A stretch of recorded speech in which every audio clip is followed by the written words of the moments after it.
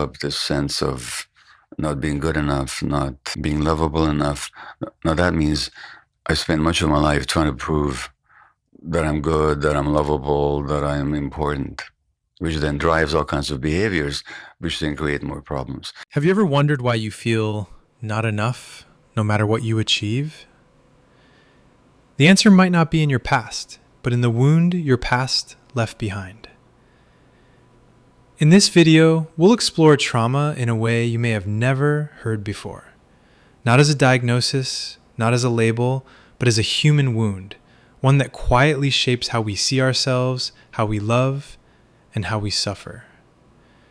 We'll uncover why trauma is not about the event itself, but about the disconnection it leaves inside, and how that wound can be carried across generations, even written into our bodies.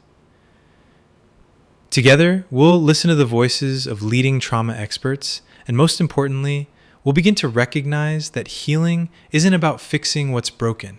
It's about remembering that nothing in you was ever broken to begin with.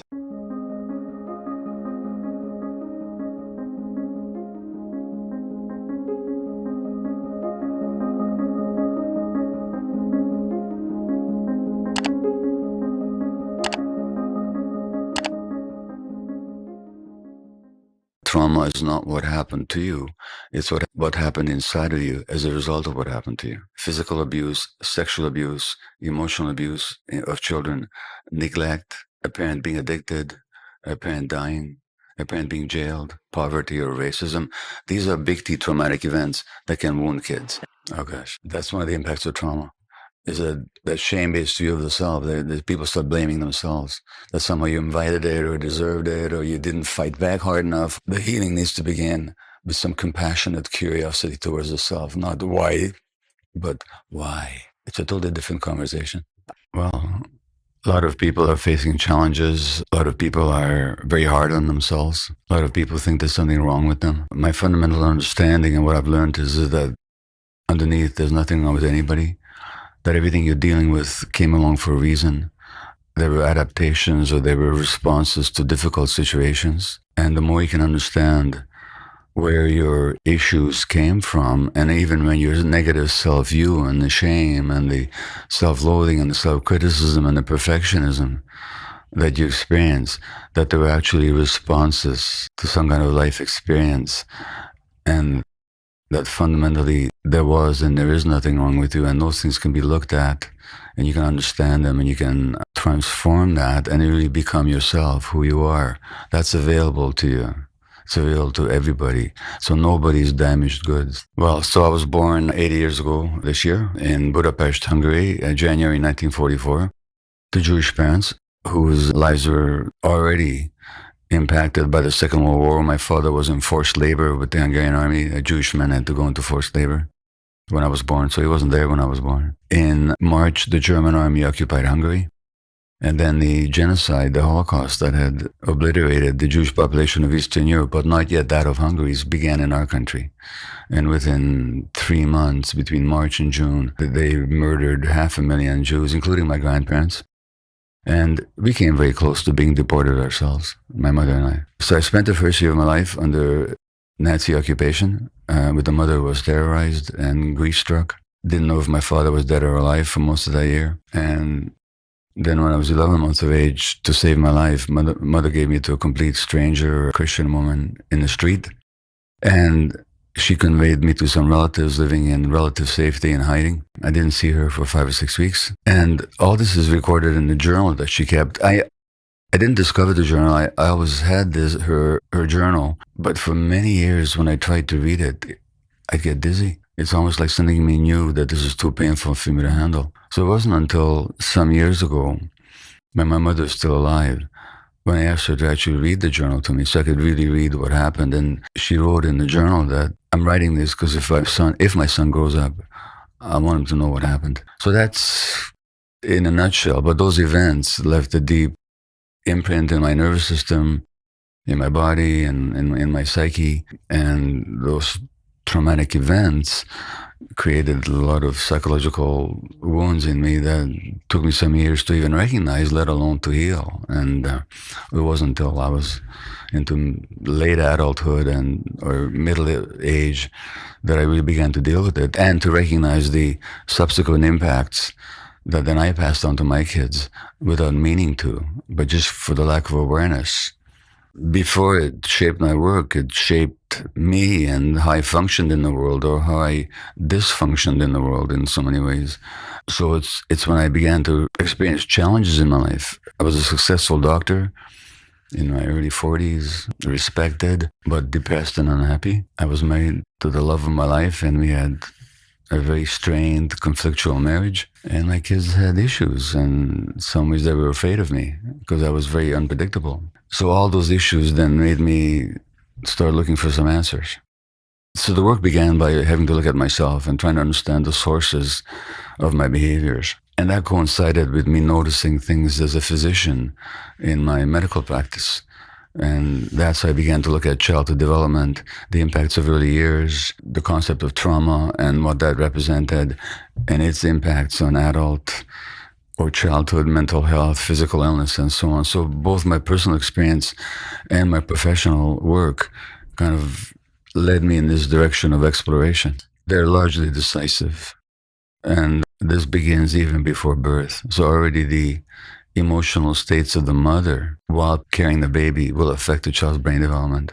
Sure. What we have to nail down first is we're not blaming mothers here. They do their best. We're talking about the stresses acting on the pregnant woman. That's no fault of her own. But speaking of stress, when people are stressed, they release stress hormones, adrenaline and cortisol.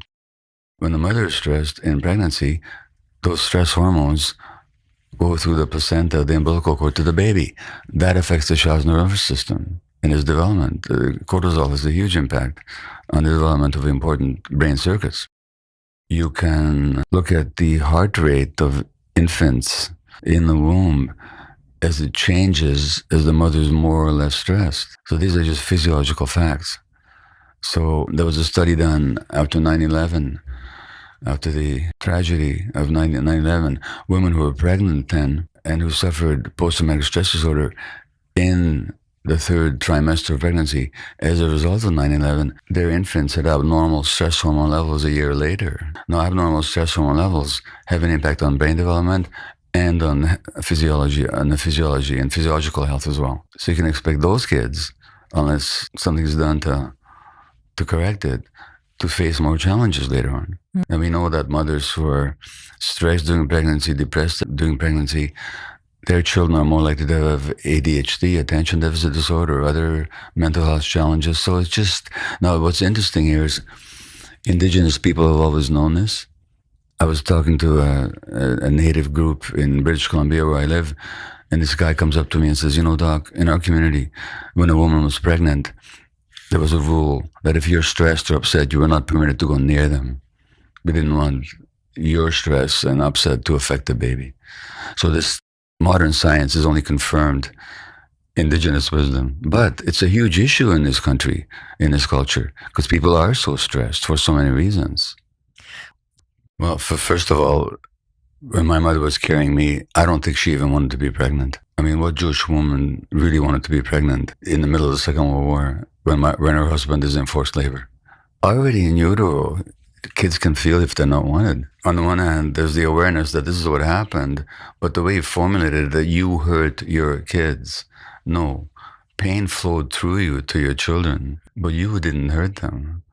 It's not that you did something deliberately or consciously to hurt them. It's just that the way it worked is that trauma is transmitted transgenerationally, but that's not to blame anybody. And it's really important to remove blame because parents feel so guilty already. Parents with kids who have challenges, believe me, I've been one of them. There's a tremendous sense of guilt, which is entirely unwarranted and undeserved, and it doesn't even help. So let's just agree that the trauma does come through us, but we don't do it as such. The way I define it is very straightforward. Trauma comes from a Greek word for wound or wounding, so trauma is a wound. It's a psychological wound in this case. Could be a physical wound, but here we're talking about psychological wounds. The important distinction to make is that trauma is not what happened to you. It's what happened inside of you as a result of what happened to you. So in my case, my trauma wasn't that my mother gave me to a stranger. The trauma was the wound, which is that I perceive myself as not wanted. I perceive myself as abandoned. Who gets abandoned? Somebody who doesn't deserve to be loved. So then I developed this sense of not being good enough, not being lovable enough. Now that means I spent much of my life trying to prove that I'm good, that I'm lovable, that I'm important, which then drives all kinds of behaviors, which then create more problems. But the trauma is not the event, that's the traumatic episode, but the trauma is the wound that happens inside you. So if I get a blow on the head, that's not the trauma. The trauma is the concussion that I developed. Well, that self-talk, that negative self-talk that you just articulated is itself a psychological wound. It's a sign of psychological wound. It's a sign of self-rejection, which is one of the deepest impacts of trauma, is that people traumatized, they develop a shame-based view of themselves. So they begin to think that there's something wrong with them. That itself is a wound. Now, when you talked about seemingly insignificant things, we have to make a distinction here. There are what we call the big T traumatic events.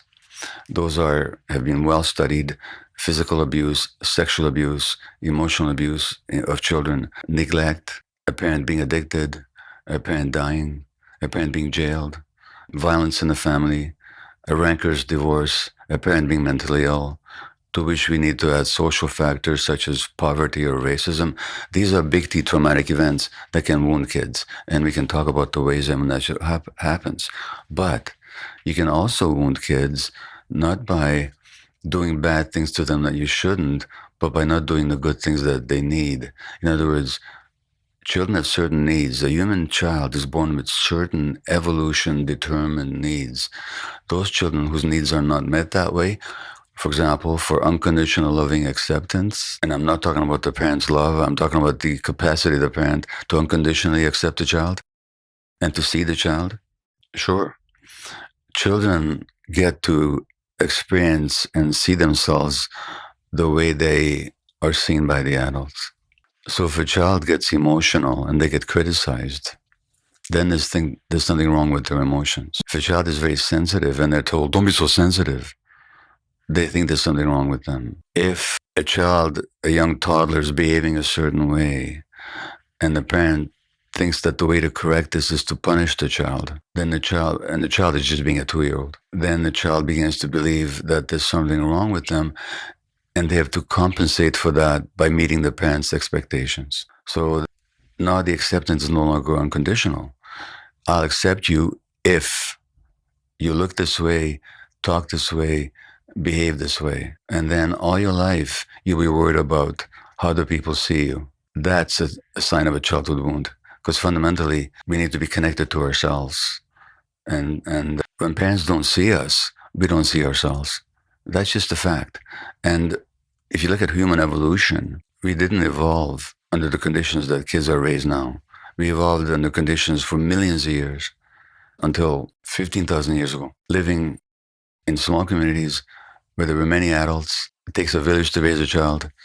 The kids were always with the parents. There was no separation. Kids were carried everywhere. They were not put down to let them cry it out. They were just unconditionally accepted and not punished, actually, not hit. It's a totally different paradigm of parenting. That's how we evolved, which means that the human child expects to be treated that way, unconsciously. When those needs are not met, kids are hurt. Children have another need, which is we're wired to have certain emotions, along with other mammals. We're wired to have anger. Anger is essential for survival. Fear, we're wired to have fear. We're wired to have curiosity, seeking. We're wired to have separation, distress, so that if the adult's not around, we should be upset, we should panic, so we cry so the parents come and get us. We're wired for play. And children have this need that when those emotions arise, parents should understand those emotions and not necessarily do what the kid wants them to do, but to understand the child's feelings. And when children are denied that kind of understanding, They think there's something wrong with their emotions. Then they start telling themselves, I'm too emotional. I've seen this show up in many, many, many, many ways.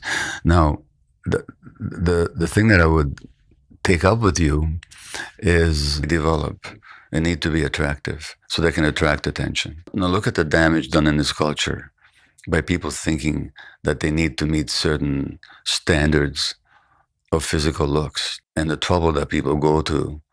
It's all because they were not accepted just for who they were. And now they're trying to attract attention. That's right. So going back to your question about is there anybody on the planet? But in this culture, that would be the exception. Because there's so many features of this culture that don't meet human needs, that make human life difficult. Look, the United States is the richest country in history. 70% of adults are at least on one medication. 40% of adults are at least on two medications. More and more kids are getting medicated for all kinds of conditions, from ADHD to self-cutting to aggression to so-called oppositionality to anxiety. We can look at this two ways. Either human beings are just innately troubled, or there's something wrong with the environment in which we're raising our kids and in which we're striving to doing our best, but we're facing conditions that are inimical to healthy human development. So in this sense, when we talk about trauma, we're talking about the conditions under which parents have to function these days. If I was functioning in a laboratory, trying to grow microorganisms, the word is called culturing. We're trying to culture organisms, laboratory culture. If in that laboratory culture, a lot of those microorganisms began to develop pathologies or die off, you'd have to say this is a toxic culture. Well, it's the same thing with human beings. So rather than look at the source of people's problems strictly within themselves, we have to actually look at the conditions. For any creature in the world, whether it's a plant or animal, you have to look at the conditions under which people are living and raising kids and trying to function. So that's what I'm doing here. Well, again, I mentioned those 10 conditions, big T's ones, adding to it poverty and racism. Those things actually affect the physiology of the body.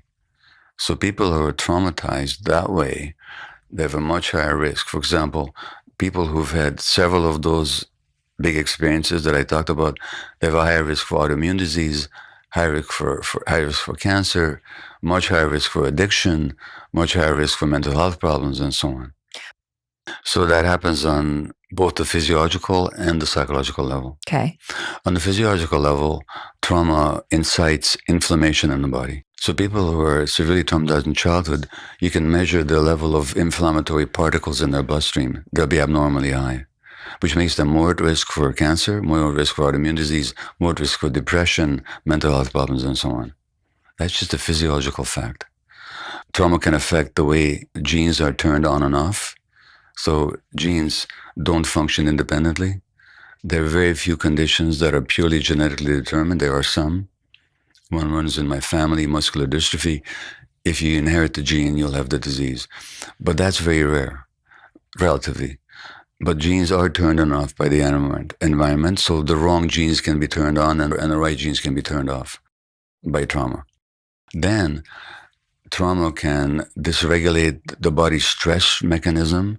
So people are secreting more cortisol and adrenaline. These are the stress hormones, which in the short term are life-saving. Because if I was threatened or if you were, we would generate cortisol and adrenaline from an adrenal gland, and we would be stronger and faster and better able to counter the threat, either to escape or to fight back. But in the long term, those same stress hormones thin the bones, create more clotting in the blood, narrow the blood vessels, elevate the high blood pressure. Elevate the blood pressure, you get hypertension, suppress the immune system, put fat on your belly, creating higher risk for heart disease, makes you depressed, ulcerate your intestines. These are the stress hormones. So there's all that on the physiological side. And I could say more about it. But if you, for example, I mentioned racism. So if you look at the chromosomal aging of Black people in this country, they age faster than Caucasians. And Black kids already have higher blood pressure measurements than their Caucasian counterparts. It's got nothing to do with genetics.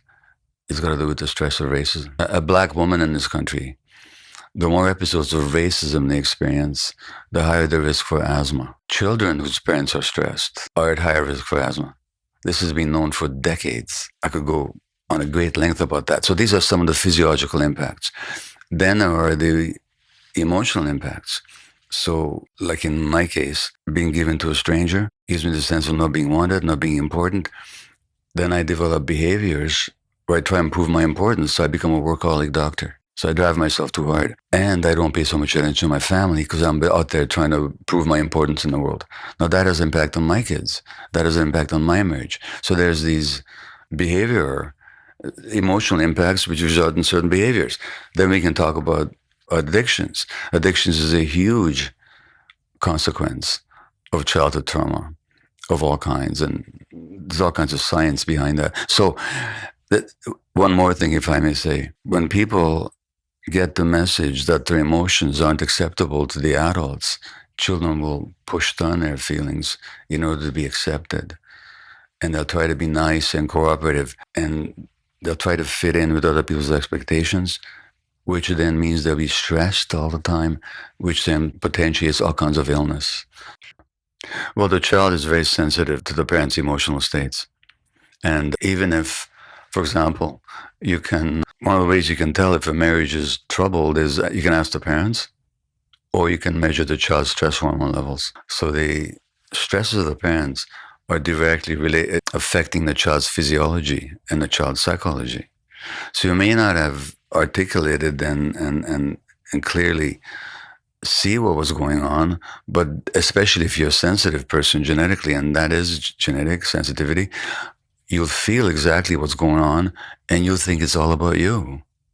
And then you also develop the belief that it's your job to fix it. And then when you can't fix it, you develop this tremendous sense of guilt and shame because you failed at your job of making your parents happy, which never should have been the child's job in the first place. But you see, that's how you survived, because what you needed most of all is a relationship with your parents.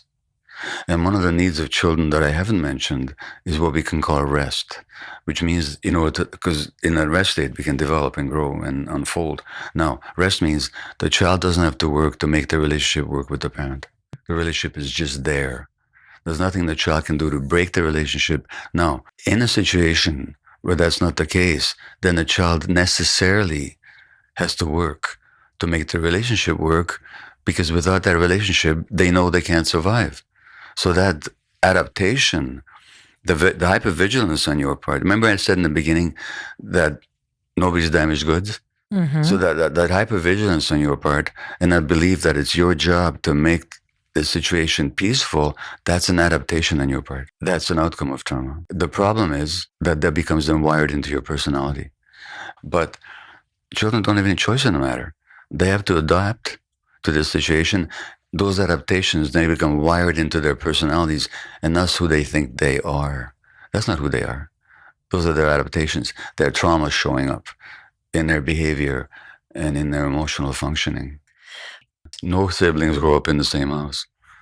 No siblings have the same parents. No siblings have the same family. No siblings have the same childhood. Why not? There are a whole lot of reasons. Number one, there's the birth order. Parents don't relate to the first child the way they relate to the second child. Then there's gender differences. Parents don't relate. I'm not talking about whether parents love the kids or not. I'm talking about what actually happens. The child doesn't experience the parents' love. The child experiences the way the parent shows up. So, number one. Number two, the parents' relationship might be in a different phase, one child and another. Then the parents might be in a different economic situation. The parents' lives might be different. Then each child will evoke a different response from the parent. Like with my 3 kids or your 3 kids.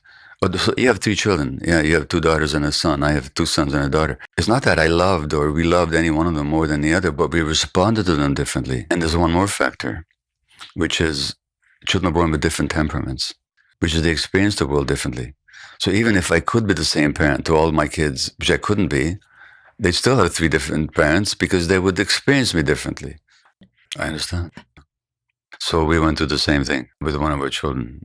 And my wife had a severe postpartum depression. She couldn't even look at the kid. And so let me say a couple of things here. One is that sometimes birth trauma happens, but yours was severe. A birth was created by nature in a certain way. And during the birth process, there's natural hormones that are released, both in the mother and the infant. It's been called a love cocktail. It's a combination of internal opiates and oxytocin and other brain chemicals, which create the bonding between the mother and the infant. Now, sometimes medical intervention is life-saving and essential, but we've medicalized birth so much that we interfere with it so much now that we're creating a lot of birth trauma where it's not necessary. I'm not saying that was the case in your situation, but nevertheless, we're doing it a lot, and that interferes with mother and child bonding. Number one. Number two, the child does have this need to stay with the mother's body for many months because the human child is the least developed and the least mature and the most dependent of any mammal. And the maturation, like a horse can run on the first day of life. Human beings can't do that for a year and a half. The horse is a year and a half ahead of us in terms of brain development. That's because we developed these big brains, these big heads. If we waited any more than 9 months, we would never get born. Sometimes even now we barely get born because the head gets stuck, which is probably what happened in your case, which means that the development that in other animals happens in the womb, in human beings have to happen outside the womb. That's been called exterogestation. There's interogestation in the womb and exterogestation outside the womb. Now that means the mother's body, the mother's skin, the mother's heartbeat close to the baby for many, many, many months. So when that doesn't happen, and in the US, 25% of women have to go back to work within 2 weeks of giving birth, which is a massive abandonment. Now, they don't do it because they want to. They have to do it for economic reasons. It's a massive abandonment of children. So there's the birth trauma and its impacts, which then there's the mother's depression. And that has an impact on the infant. So kids whose mothers were depressed postpartum have a higher risk of ADHD. And we can talk about why that's the case. Well, I can tell you the first book I ever wrote, Scattered Minds, was on ADHD after I was diagnosed. And we can talk about that. But let me just say it now, that's just the case. And we can discuss it. They've done electroencephalograms on 6-month-old infants whose mother was depressed and whose mother was not depressed. You could tell from the EEG of the infant whose mother is depressed and whose is not. Not because the depressed mother loves the child any less or is any iota less devoted than a non-depressed mother, but because the depressed mother can't respond to the infant with the same smiling, playful, attuned interaction which the child needs for healthy brain development. It's a sacred thing, and society needs to hold it sacred. Now, how mothers used to develop or raise children is in the community, where they gave birth in the community, where there were doulas, no, mind you, they didn't have the advantages of modern medicine, which again, I'm not dismissing. I'm just talking about how we evolved. And there was such a thing as allo-mothering. Other mothers would come and support the mother. When the mother needed to rest, other women would come and hold the baby. And mothers are left very much on their own in this society. And that depression in the mother then affects the child's brain development. Not only that, given that we develop a sense of ourselves based on how the adults look at us, when the mother or the parents can't look at the child or they can't hold the child, again, the child begins to feel there's something wrong with them. Absolutely. And the child is born with a different temperament. Correct. So they experience you differently to start with. So the body's stress regulation apparatus, which is physiological, it has to do with the connection between certain brain centers down to the adrenal gland, which is the stress gland, you might say. No child is born with stress regulation. Infants don't know how to regulate their stresses.